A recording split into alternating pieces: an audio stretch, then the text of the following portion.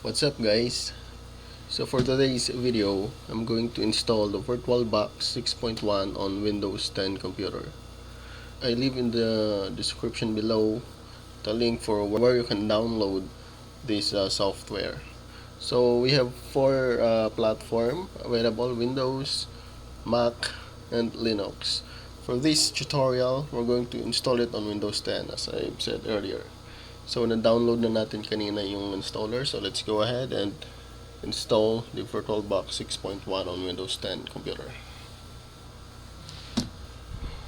So make sure during the installation, make sure that all components are will be installed. So the VirtualBox USB support, VirtualBox networking, wherein the bridge and the host controller will be installed. Also, you can check or change the installation path, wherein the default location is in drive C. Alright, so just click on next, and then your network adapter will be temporarily disconnected during the installation. So make sure wala kayong pending na downloads, else you have to download it again.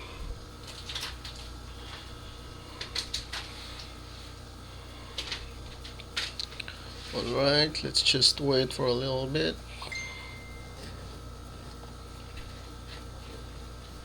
Okay, so let's go ahead and finish the installation.